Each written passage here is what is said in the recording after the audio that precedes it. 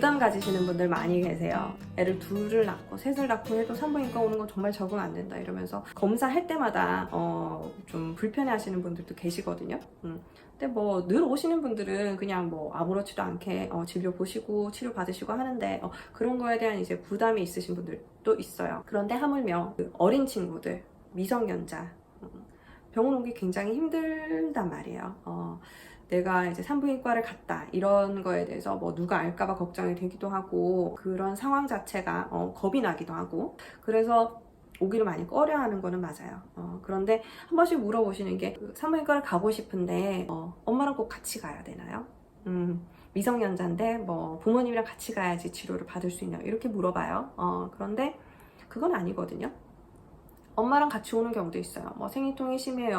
뭐 가렵다 그래요. 그래서 엄마가 아이를 데리고 오는 경우도 있어요. 조그만 아이들부터 산부인과로 오거든요. 그래서 그런 경우들도 보기는 하는데 애매한 때가 이제 15세, 16세 이런 친구들은 엄마랑 같이 오기도 조금 그렇고 자기가 직접 오기는 좀 망설여지고 이런 경우들이 있어요. 그리고 특히 그 사업 협약 이런 거 받으러 오기를 되게 망설여 하거든요. 그 엄마랑 같이 와야지 약을 주나요? 이렇게 물어보는데 안 그래도 드려요. 그 산부인과 의사들은 뭐 저만의 생각일지는 모르겠어요. 근데 베이스적으로는 우리가 경험한 것들 때문에 아이들이 예를 들어서 뭐 15살 되는 친구가 뭐 어찌됐건 간에 자기가 원래 했던 간에 갑자기 남자친구가 생겨가지고 뭐 어떻게 하다 보니까 그렇게 됐던 간에 관계를 했어요. 그런데 이게 피임이 안 된 거야. 그랬을 때 피임이 안 돼서 사업 피임약을 받으러 와서 피임을 하게 되면 그게 훨씬 건강한 방법이에요. 이 친구가 어디 가서 말도 못하고 불안해하고 뭐 걱정만 하다가 인터넷만 막 두드려보고 그러다가 뭐 어느 순간 검사해봤는데 2줄이 나왔어.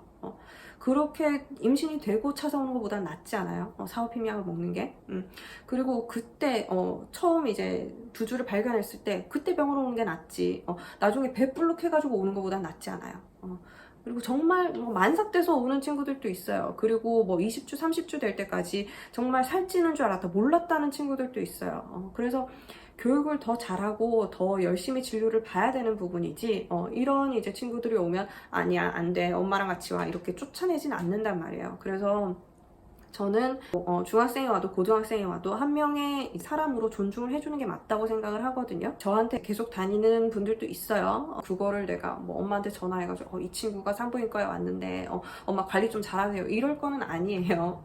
그런 거 뭐 궁금하지도 않고 알고 싶지도 않아요. 그래서 와서 치료를 잘 받는 게 우선이에요. 제가 자꾸 와서 이제 치료를 받아라 하는 게 청소년 임신을 굉장히 많이 봐요.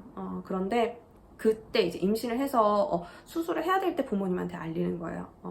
그거보다는 뭐 부모님한테 일찍 얘기를 해서 피임약을 같이 받으러 오셔도 괜찮고요. 그런 게 나는 엄마한테 도저히 얘기를 못 하겠어. 그럴 수 있잖아요. 사춘기 아이들은 엄마랑 얘기하는 것도 껄끄럽고 그런 얘기할 때 혼날까봐 걱정도 되는데 그거 혼날까봐 걱정돼가지고 사업 피임약 못 먹었어. 그래서 임신이 됐어. 그러면 그게 더 큰 상황이기 때문에 저는 진료 보고 필요한 경우면, 필요하지 않은 경우도 되게 많아요. 병원 오면 학생들 같은 경우는 이제 임신에 대한 개념이 별로 없어요. 피임을 어떻게 해야 되고 언제 하면 임신이 되고 뭐 어떨 때 뭐 임신할 수 있는 조건이 되고 이런 것들을 전혀 모르는 경우들이 있어요. 그래서 사업 피임약 받으러 오면 한 반 정도는 그냥 돌려보내요. 너 약 먹을 필요 없어 이렇게 돌려보내요. 그런데 꼭 먹어야 되는 그 반을 위해서 이제 진료를 보는 거예요.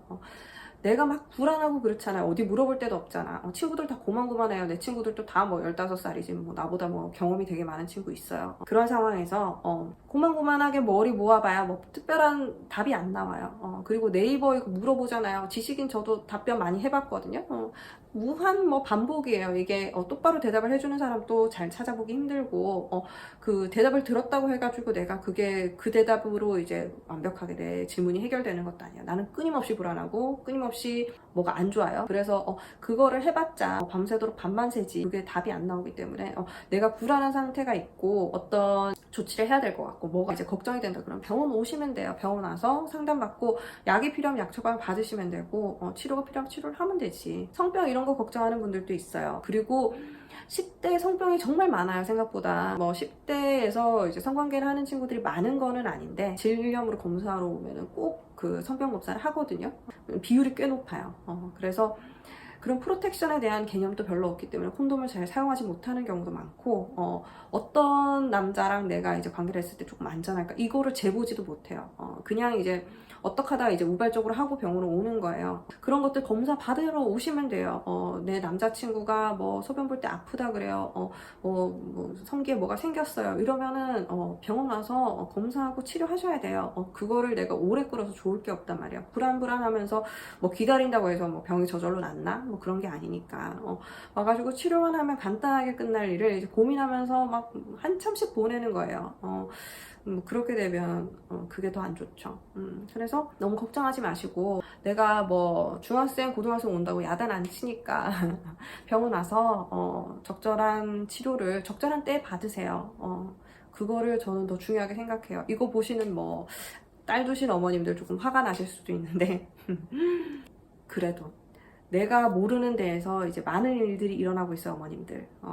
그렇지만 그거를 내가 다 컨트롤할 수는 없어. 아이가 조금 더 이제 정신을 차리고 친구도 잘 사귀고 남자도 좋은 남자 만나고 관계 안 하고 이러면 제일 좋겠지만, 이왕에 그렇게 됐고 관계를 하게 됐다면 안전하게 하는 게 좋잖아요. 깨끗하게 하는 게 좋잖아. 병이 있으면 치료를 빨리 받는 게 좋잖아요.